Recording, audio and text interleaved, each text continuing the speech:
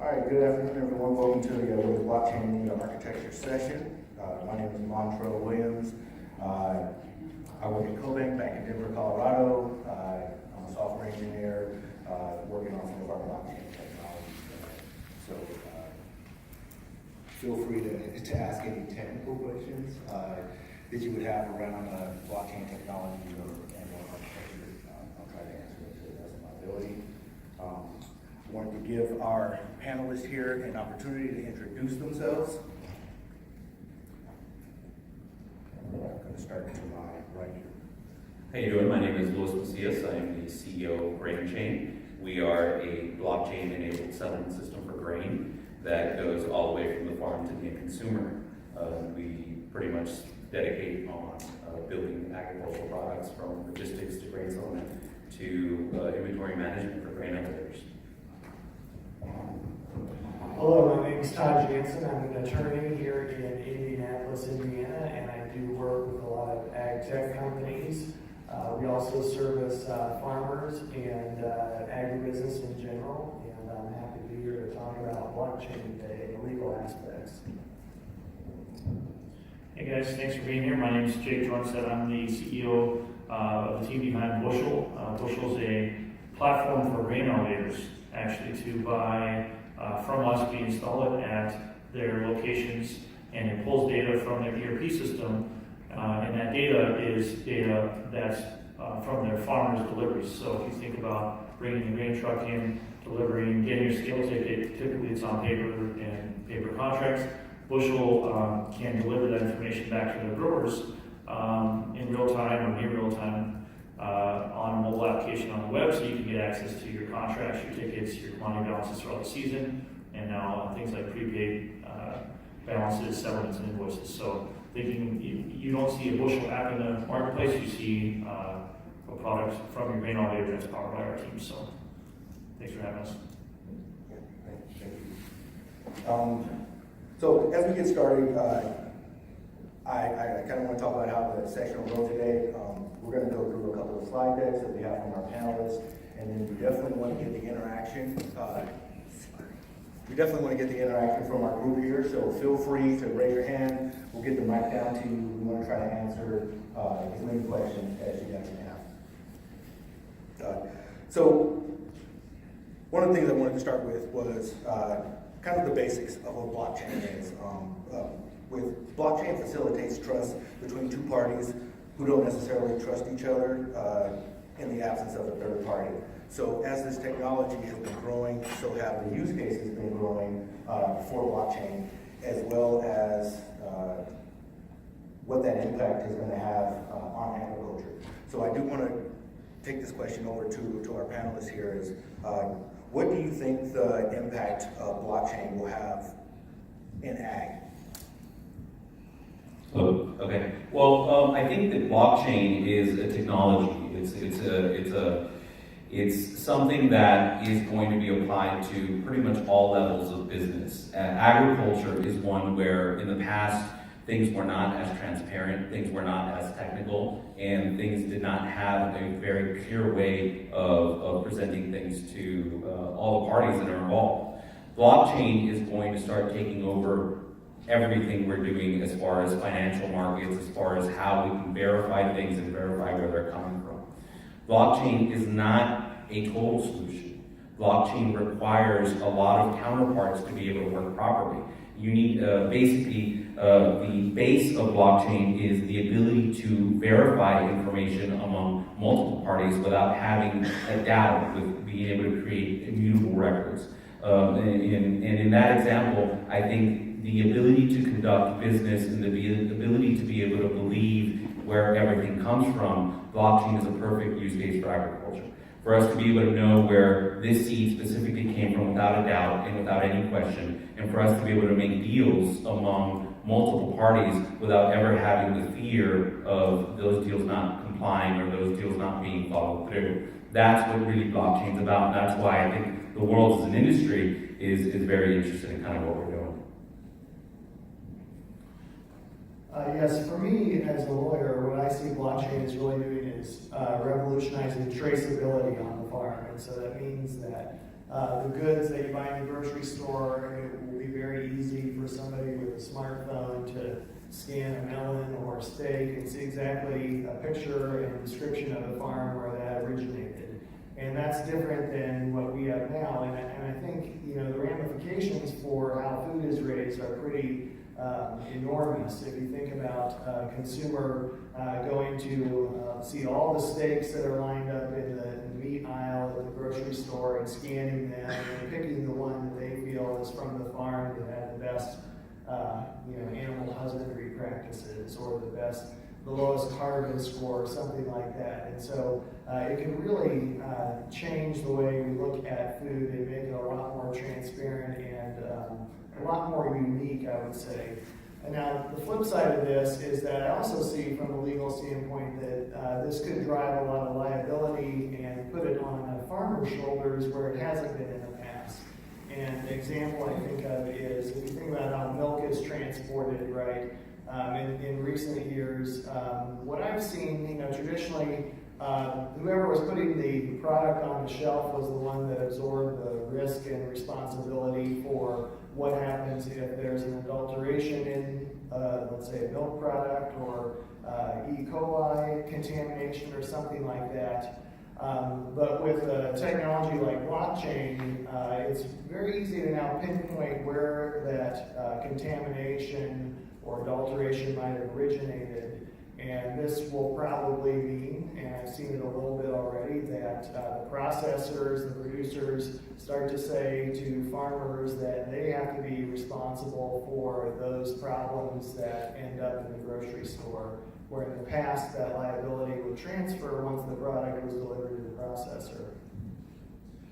To think about blockchain in a more practical sense of what maybe is the problem you want to solve first in agriculture, I think one of those problems starts with the idea of a traced supply chain like these guys are talking about. But in a more practical sense, thinking about it, you may run a John Deere or a cage tractor on your farm. You may run a puck from Farm Mobile or Climate Corp or whoever you might be using on the data collection side.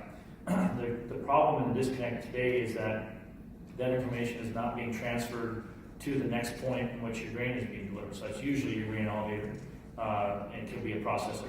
So the connection from there to the initial place where you deliver your grain as a farmer, and then connecting that from either to the processor, or if it goes right to the processor, to the packaged goods that are going out, whether it's to feeding animals, or which is most of our corn, if you guys don't know this, or going off to the grocery store.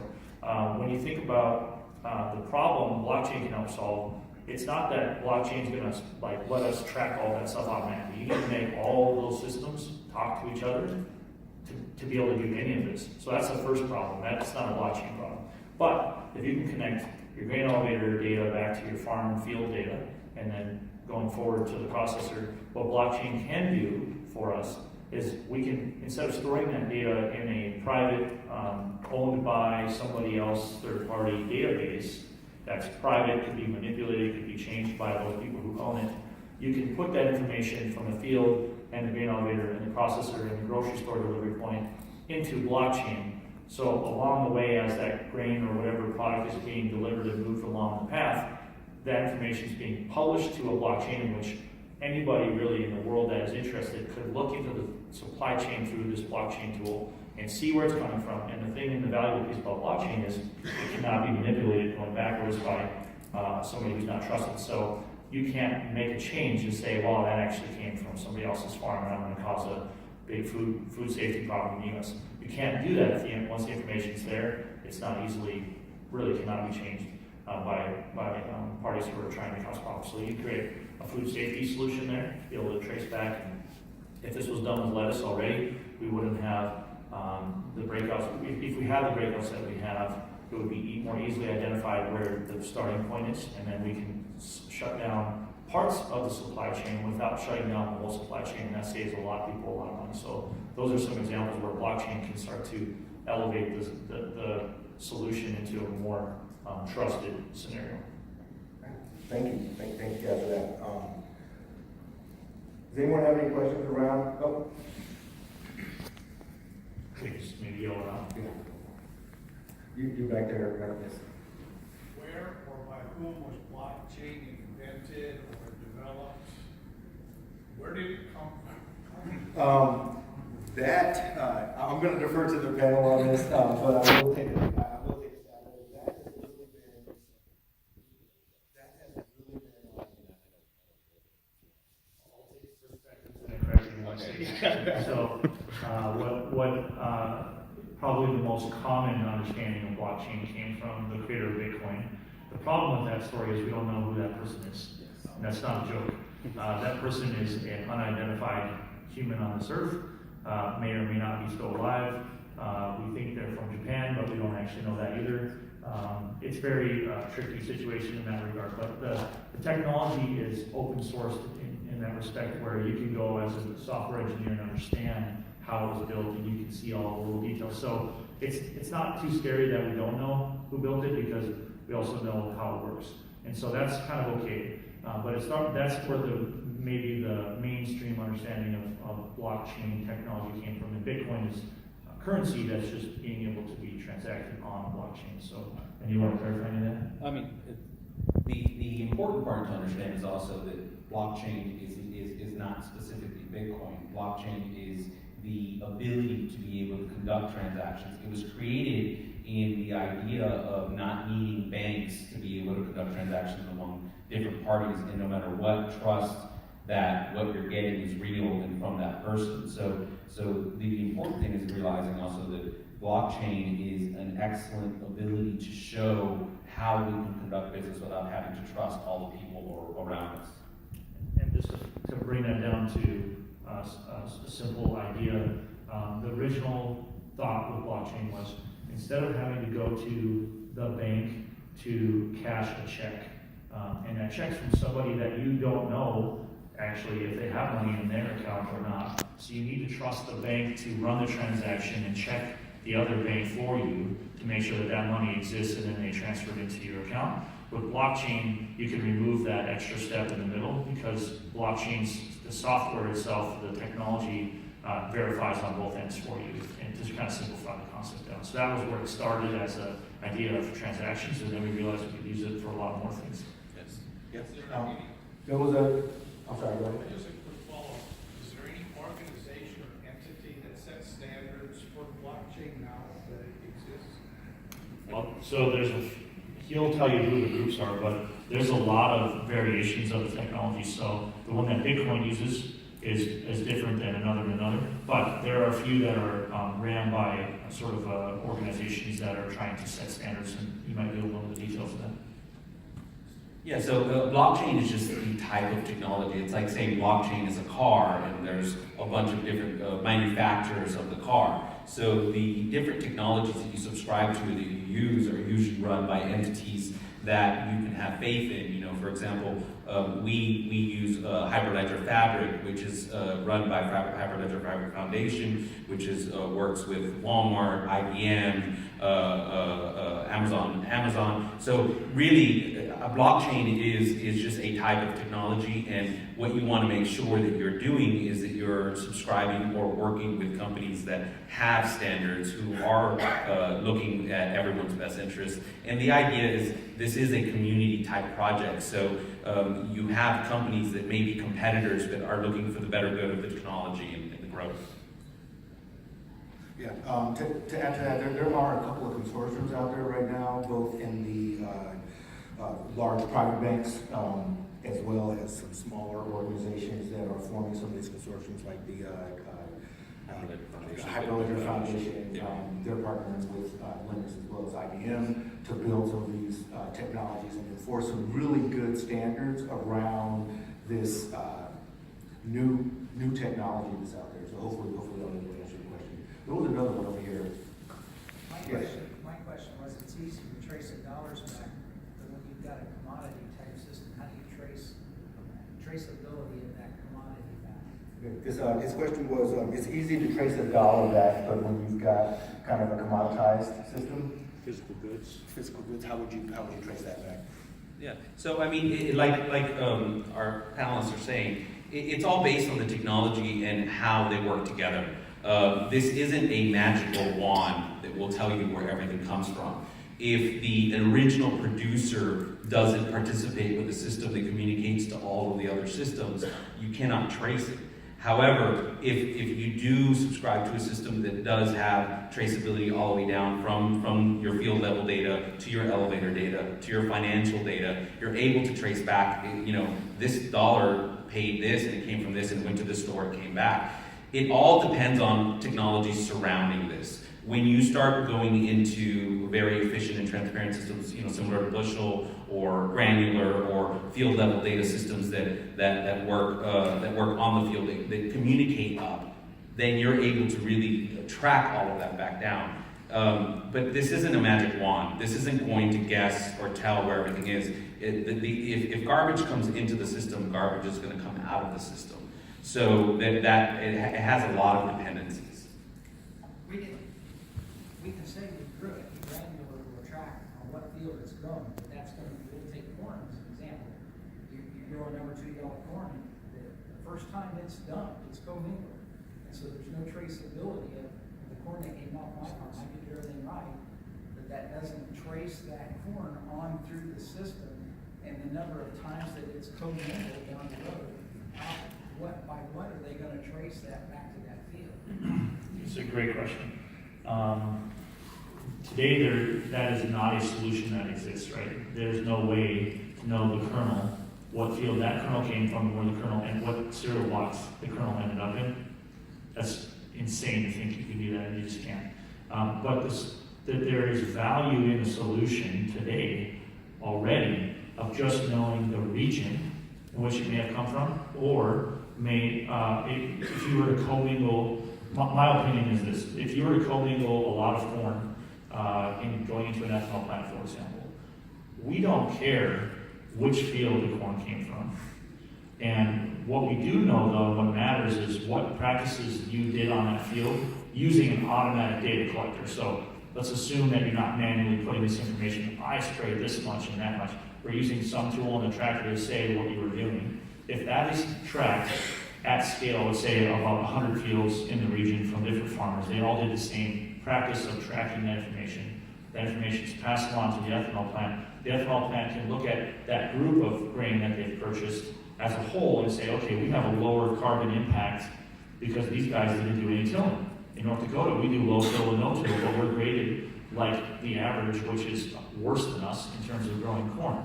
And so we would be able to allow our ethanol plants to prove, using a trace technology like that, prove that we have a lower carbon impact because we don't deep rip our soil ever, and therefore the ethanol plant can get more money from the Carbon Commission and they can pay more money to the growers. So that, even though it's not an individual kernel, at a sort of grouped basis even there's value.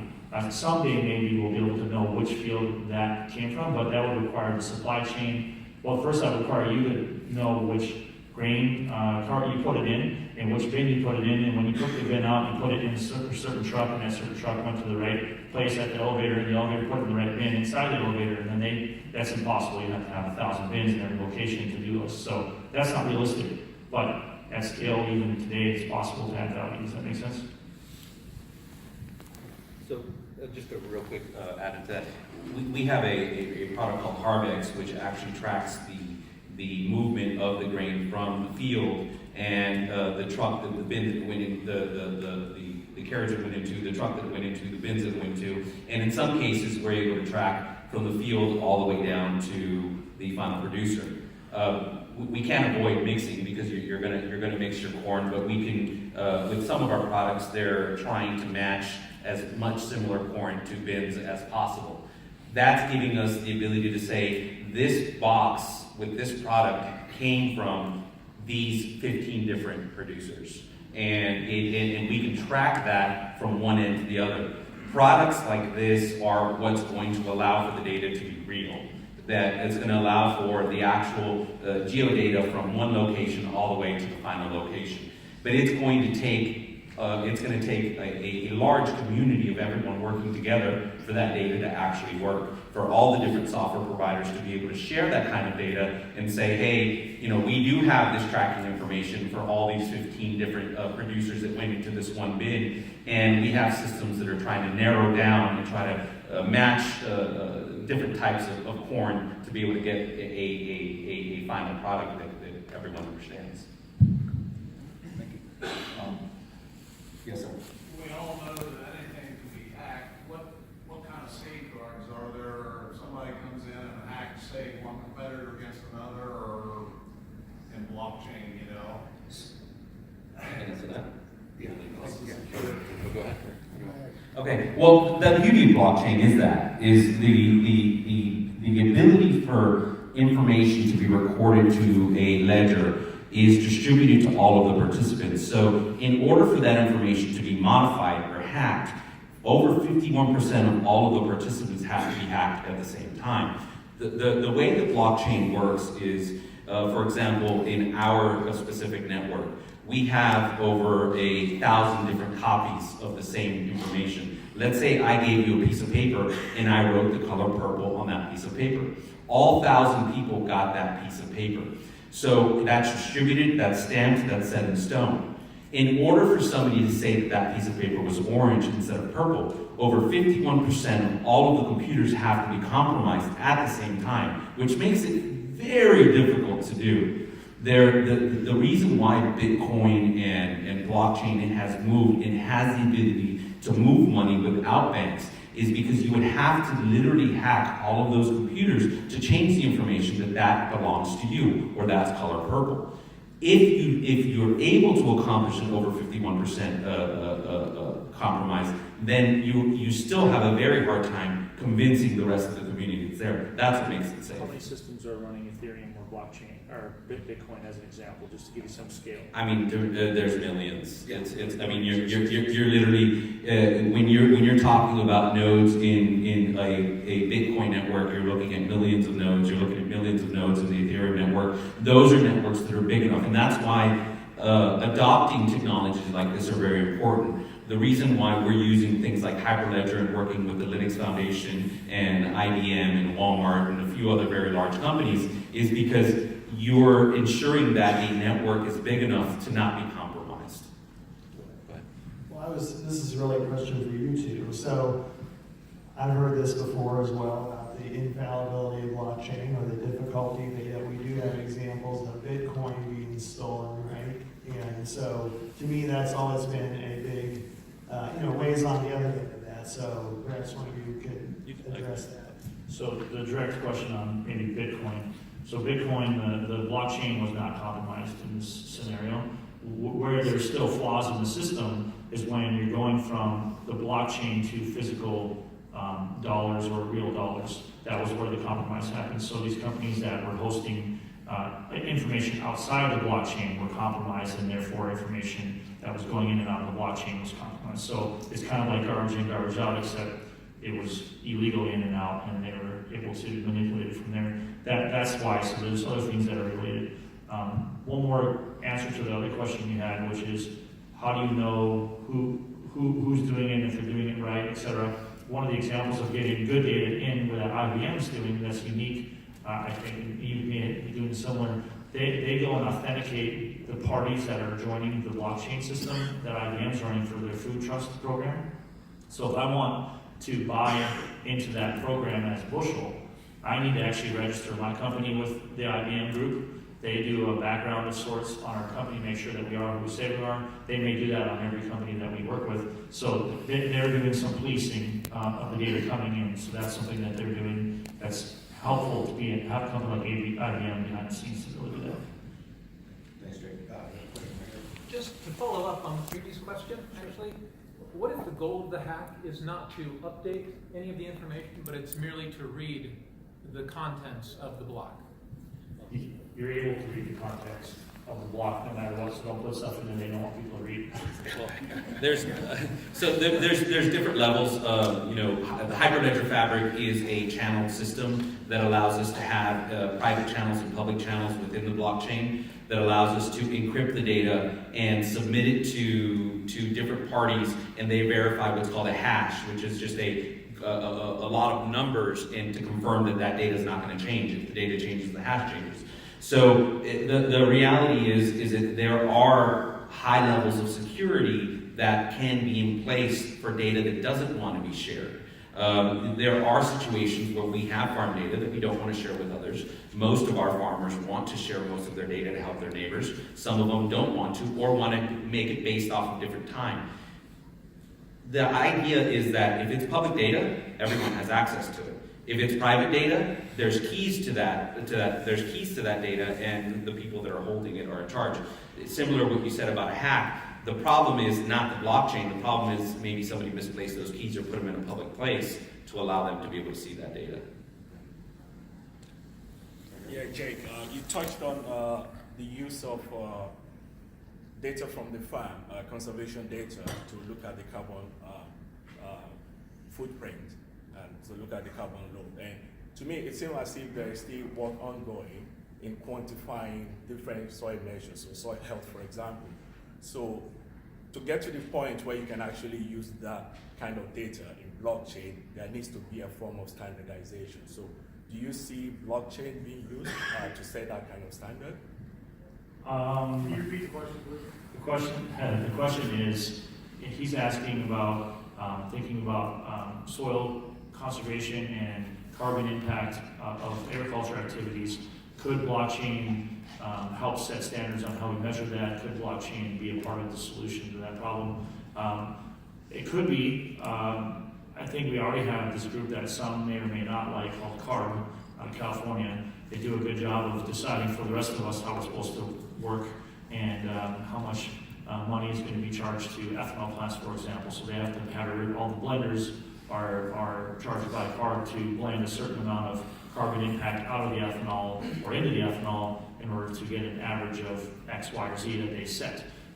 They're already setting standards, so what I was proposing and what we're trying to work on is using information that we could gather with different partners that work with farmers and with our green elevators working together in ethanol plants. Could we go to the CARB Commission, for example, with a solution that they sign off on? Could they say, based on the information you're gathering and how you're getting it, we agree that this is certified in a way that can prove better carbon impact? So if some people know or some people do not, ripping soil, going through and tilling is a massive carbon impact because all the carbon that our plants take in when they process sunlight is stored in the soil and in the ground with the plants and in the actual organic material. So when you rip the ground, that's a massive carbon impact of almost more than the tractors themselves on the field and things. So if we can figure out how to prove that some farmers are doing a better job of not doing that. For example, in the United States, we don't till as much. In Ukraine and Russia, they till everything all the time. They deep rip, they just haven't figured out that you don't have to do that. It's not that their soil's any different, it's pretty similar to ours in North Dakota. So these are things where if you can work with the right groups maybe already in place, that would make some sense. You just gotta be able to prove that the solution is sort of verifiable, and blockchain can help us maybe do that. Right down here, straight down. Yes. What do you expect the energy impacts of blockchain will be? So with Bitcoin in particular takes a lot of power to solve those problems and reduce Bitcoin. So that Bitcoin's applying similar kinds of technology blockchain to the agri-food sector. How much energy are we talking here? And what are some ways to make it better? So that's an excellent question. What you're talking about is the consumption of energy due to Bitcoin mining to be able to process transactions. Is that correct? Yes. Okay, so basically, all blockchains do not work the same. They're doing that process is being done in order to sustain the value of Bitcoin. Our blockchain technology does not use mining. We do not require any energy consumption. We do cryptographic algorithms that verify all of the different parties and allow them to be able to verify that the information is correct. Most supply chain and financial transaction blockchain systems do not use mining that are more commercial based. If you have a coin or things of that sort, they are doing that to be able to sustain the cost of or the value of that specific coin. So when you're talking about more commercial level blockchain technologies, there really isn't any mining or energy consumption. Right back here. Being from, Yes. being from Cobank, you're aware of the Ashby elevator situation. Could blockchain have, if they used it, I don't think they did, I doubt it. They didn't. Could it have alleviated that kind of problem? I think, I think that there's two different concerns there. One is one of the things we've been talking about now with grain elevators, and then one is the actual technology itself. One of the things that we're doing now back at Cobank is trying to explore some of the technologies like Hyperledger Fabric, custom applications, looking at joining other consortiums, trying to find out what other banks are doing. So I don't have a direct answer as to whether or not what our implementation of blockchain, if it could have avoided what was going on there, but I think that it's interesting. It's an interesting use case. So if I can chime in. We have a product called Siluses, which is an inventory management solution that monitors the ins, the outs, the financials, and everything that happens at the individual grain elevators. It also allows for the participants that have a financial stake to view what the movement is at all times within a specific location, and it could be a part of a lien on that grain. So I think when we say if blockchain could have prevented different scenarios, there are systems that are being put in place that give the transparency and visibility to the banks to be able to enable more lending and being able to enable very clear transparency, which would prevent a lot of the levels of fraud we've seen today. Isn't blockchain in the context we're talking about merely a ledger of the chain of possession of the food that goes into the system? It's no special information about any participant in it. It's just simply a sign-off that people, as they handle it or receive it, it's an electronic signature that, yes, I received this from Farmer John. I received this from elevator ABC. I received this from elevator XYZ. There's no information that's at risk here. It's just merely a list of ownership. Right. I think And that if you go into much more Yep. as things develop out in the world, as people get used to this, but it's nothing special or secret. It's just a method of, having a chain of possession, chain of ownership. You also have cryptocurrency attached to it that moves the other direction through the supply chain, and I think that is the difference from what we've seen in the past. But I like to think too, when you think about blockchain as an accounting tool, keep in mind that the contract rules that we're used to still apply, and you still have to have offer acceptance and all that consideration. So even though it's a different accounting tool, a different way of moving goods through a system, the laws of contract are still the same. And the reason we call it smart contracting in the blockchain concept is because it does more than just a contract. It also could transact a payment at the same time as and record the ledger of ownership at the same time as record something else that you'd like to have all at the same time. So when we call it smart contracting, all we really mean is it's automating a significant aspect of where today you have to have a paper contract, you sign it, you agree, then somebody has to write a check, and you have to sign that, and then to bring it to the bank to verify. You can talk through this whole process, right? So smart contracting, you can do it like this, and everybody's solved, and you get your money, and It's just another form of EDI. your assumptions are accurate. There's just that there's even more opportunity as we explore it, but we have to get the basics first. Right, exactly. Yeah. So, Todd, I have your smart contracts up right now. Yeah, I can talk about that. Yeah, so nobody asked me when they were coining the name smart contract. I wouldn't have called it smart contract if I was one of the Bitcoin originators or blockchain originators. And the reason is, if you think about a smartphone versus a regular phone, right? A traditional landline phone, all it can do is make a call. A smartphone can do many things. And this is a good explanation that a smart contract can do also transact business, and that does make it different.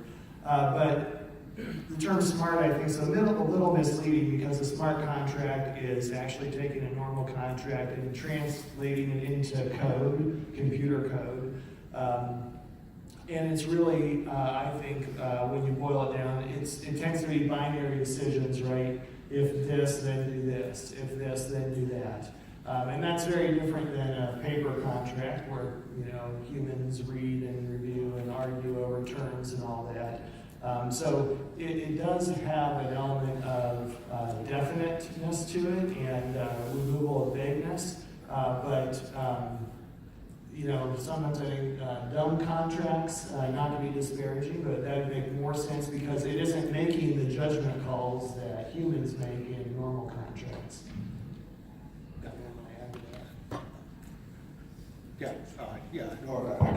Well, I think that's great. Thanks for that explanation. With regards to smart contracts, part of it, what I love that's great about it is that it does offer the ability for this automated transaction between two different parties, meaning that, when you guys were talking about grain elevators and corn being shipped out, that, when that happens, some of the technologies that we're also exploring is, having these RFID tags attached directly to a bin, and then once that bin passes by, and it says we've actually received this within our house, then it'll automatically trigger something to send a payment out. I think that's something that we're going in and looking at, which I think is another great segue to go through some of the legal ramifications of smart contracts and blockchain. So we can definitely jump into your next slide, if you like.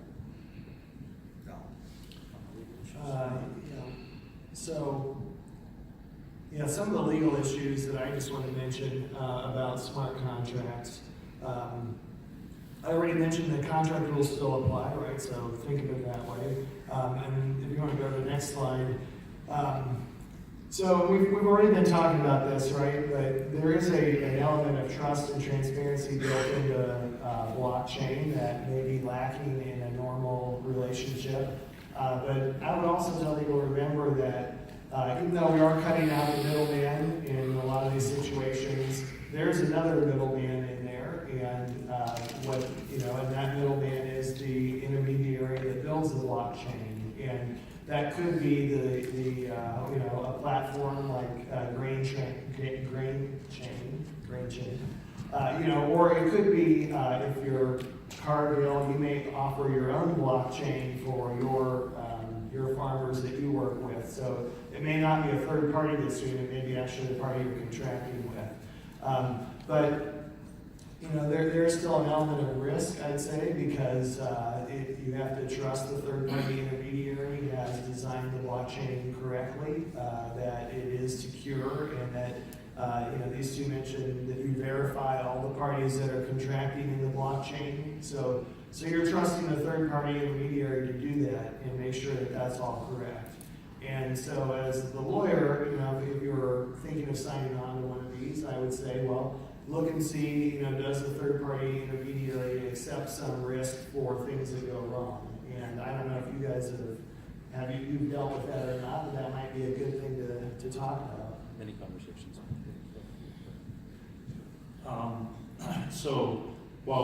Back to right before the concerns on the legal side, one of the problems that blockchain could help with, if there's a major inefficiency in the supply chain world where grain elevator receives grain from the farmer, they have it in their bin, they have to deliver it to, let's say, an ethanol plant or a mill down the road. So that mill will call the grain elevator, they'll buy grain in whatever fashion, usually paper contracts still, and they send truckloads of grain down the road to the next place. Well, part of the problem is verifying delivery, that you even delivered that grain at all, and actually what was the result of that information. Today, you have to use third-party independent companies and try to get the data to pass back and forth. So instead of bothering to do that, people print a bill of lading on a piece of paper and the grain truck driver has to bring that back to the elevator that sold the grain. That is a major inefficiency. A lot of problems happen with that. Recording of data has a lot of mistakes in it. So an example for blockchain would be when the grain elevator delivers, that company that received the grain from the grain elevator posts to the blockchain that the delivery has been made at whatever the identification of that is. It doesn't have to have the dollar amounts, but could have the volume of grain. And then, therefore, the company prior can just look into the blockchain and see that that delivery has been made. And there's no other interaction has to happen for them to confirm that their delivery was made. So there's a lot of inefficiencies like that, that having it's almost like a public-facing view that's not owned by any one party can add some efficiency in the supply chain, but then I'm sure there's legal issues with that too. So Yeah, I think that that's definitely interesting. I would ask you guys, what do you think about, kind of in that same vein, with these letters of credit and bills of lading, maybe internationally? Have you dealt in that? let him do it. He's working on these problems. So this is one of the things that we are focusing tremendously on, is the ability to market your grain to international buyers and not have to go through a lot of the pain that we're seeing today. Using systems like GrainChain, you're able to secure the funds within the smart contract. You're able to execute based off of conditions that are agreed upon both sides. When it comes to logistics and transportation, we provide tracking mechanisms that allow for instant data to come back through that. So, long story short, if you're able to remove the reliance on letters of credit, or you're able to include credit lines within the smart contract, which is things that we're working on internationally, you're able to reduce not only a lot of the red tape and the paper, but the length of time that it takes to process a transaction.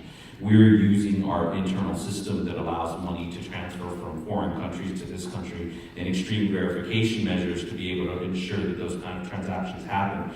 What I'm trying to say is that we are reducing a process that normally takes weeks to be able to prepare the contract, and then time to be able to get payment into a very instant or quick method. And blockchain is allowing us to do this because the different authenticators along the different chain that we're doing are ensuring that all of the different conditions are met and that the funds are there and secured. Yeah, well, I think that's great. I actually just pulled up your slide here. Okay. If you want to walk and talk through that. Sure. So basically what we're looking at in GrainChain is analyzing the different opportunities, the different situations that are happening within our ecosystem that allow us to really come into play. One of the biggest things that we're looking at is leveling the playing field, is allowing the small producer, the medium-sized producer, to be able to market their grain among a geographic range that is above the average 21 miles that usually happens. By doing this, is that we're creating systems that allow you to make deals, be able to sell your grain to parties that you don't know, that you don't trust, that the monies can be secured and turned in as soon as it's delivered, to parties that you've dealt with in the past but have no faith in anymore, but still want to do business. There's been just so many opportunities with a lot of our growers where they are offered a higher price for their grain, but will no longer deal with them because they had a problem with them 5-6 years ago on a situation. With GrainChain, you're able to create a smart contract. You're able to put all the specifications of the actual deal. You're able to include the logistics and the measurement systems, and all of this is being done by computers.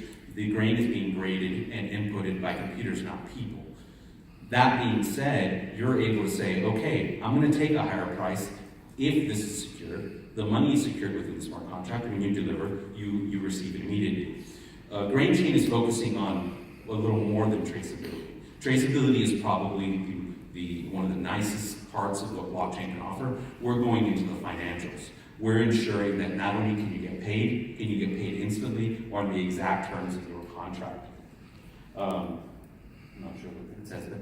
But at the end of the day, what's most important, and what we were talking with Bushel and everyone else, is it has to do with the products that surround the blockchain.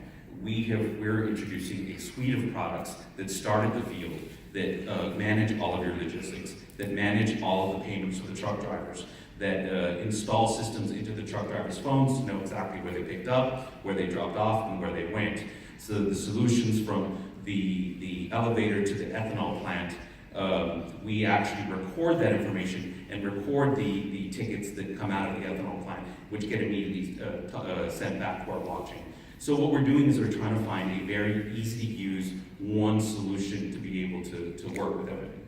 Our solutions they work with all other solutions in the market, and we've made them that way on purpose.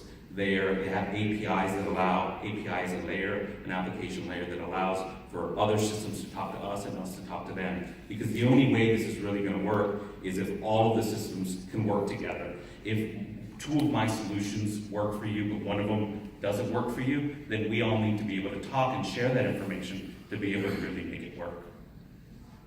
Thank you. Thank you. Got a question right here. I just got a question. So from a transaction standpoint, like I understand how the blockchain works from transferring from grain elevator to farmer. What about the conversion from, I'm assuming like there's got to be some sort of currency method to convert from that to dollars. Is there like a stable coin? How do you ensure that, you know, yes, the dollar, it moves, but how do you ensure that there's not the volatility I guess the currency exchange, I guess. So GrainChain has a specific tool called GrainPay, which is considered an asset. For example, when you do a transaction with two different parties, let's say the transaction is worth $25,000. $25,000 of GrainPay is produced and attached to the smart contract. When that grain is delivered and the contract is approved, then that exact amount of GrainPay is issued to the farmer. That farmer is in essence able to exchange that for money automatically or wait at any period of time to change it. Being said, what GrainPay is also doing is considering currency valuations when you're dealing with other countries. We're working on a project right now in Argentina where the contract is in Argentinian pesos. When it is negotiated and completed, it is converted into dollars or euros, and it is held, it is pegged to the dollar for the point of the contract. When the contract is delivered, it is paid to the farmer in GrainPay, pegged to the dollar, and then he's able to convert it to pesos or whatever else is. The idea is that if you do produce a coin, it has to be pegged to the value. If it has a value that changes because of markets or things of that sort, I don't think this will ever work. Yeah, so you won't probably realistically get paid in Bitcoin. I wouldn't take Bitcoin if I was a farmer, if I'm not. Now, you can get paid in Bitcoin if you're transacting the moment you receive the payment in cryptocurrency to dollars right away. Then you're not losing, there's no risk really there. But the risk is there is some risk there because the market can move in that instant. But more importantly, you can even write a cryptocurrency to tie just to the US dollar and follow that amount. The value though that he's talking about that's really exciting about converting, you can mathematically convert across all these currencies throughout these contracts without ever having to exchange until the very final transaction happens, which is actually an efficiency that doesn't exist today. Because if you have to convert those constantly, there's usually somebody, some middleman, some banker, taking money along the way as you convert it. So that's another efficiency you can gain with crypto. Yeah, I guess my main concern is that whenever that, you said it was GrainPay, is that how that would work, that when that goes from elevator to farmer, that value's not changing. I guess essentially is what I was... His is in the market, so it's not moving. Our value would never change. It is pegged to the contract and that value. So you're always going to get $25,000 no matter what you do. Gotcha. So it's not really a cryptocurrency. It's an asset. It's a hold of value. Describer of the value, and it can be converted from there. Does that make sense? Is there a dollar that sits somewhere? Yes. So our system, depending on the type of contract, and if it was a secured contract, then all of that money is held in trust in a bank that you are aware of. So it is held in physical money, and at any point in time, we need to audit or pull it out. Well, I know that one of the things that's really interesting about that last point that you brought up, Todd, was, back in Colorado, one of the things within the banking industry is, being a member of the Colorado Blockchain Council. So there's Colorado, just like Wyoming and a couple of other states, are also trying to become these blockchain epicenters. What are your thoughts and feelings around where we may be moving towards regulation with regards to blockchain technologies, and then some of these companies that are going to be being really active in the space? Yeah, so it's a very good question, and I don't know the answer as far as where we're headed with respect to regulation, but I do think regulation is an important thing to bring up because, like I said, the contract rules still apply even though the format's different. The same is true with regulation. And so, an example might be there may be a country that, the U.S. forbids us to transact with. And so it's up to the third-party intermediary to make sure that no one from that country is in this blockchain chain anywhere, or else there could be a regulatory problem there. But it'll be interesting to see, I think, in the next 2 years as the technology gets more popular, whether or not we do see some form of federal regulation because the Fed may see that this is some end run around use of U.S. currency, and there's a danger to the dollar if suddenly we have as many dollars of grain pay out there as we do U.S. dollars in circulation, as a crazy example.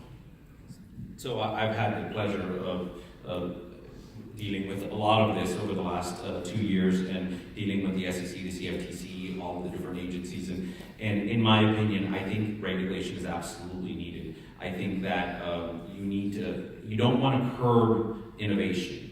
I think a lot of the rest of the world is looking at the U.S. and saying you guys are curbing innovation, but I think that at the same time, there needs to be a strong regulation. We deal with U.S. banks, we deal with banks all over the world. We are extremely regulated in everything we do. I think that will start as the technology grows and as a lot of the supervision grows, things will start opening in the future. However, I think that if you are dealing with a company that does this kind of technology, or if you are dealing with a company that is managing your money, you have to be ensured that they are in compliance with all of these different agencies, because if not, you can run the risk of losing what you have. So I do have a question right around that vein with the time that we have left. And this was something that I think Dr. brought up so with regards, anyone can answer. So with regards to dealing with your international customers, have you guys run into any challenges or trying to tackle any challenges around KYC or knowing your customer? Yes, so we have quite a few customers in Mexico now. We're expanding to Argentina and Brazil. We have extremely strict requirements on what money comes into the country, how it comes in, and where it's coming from.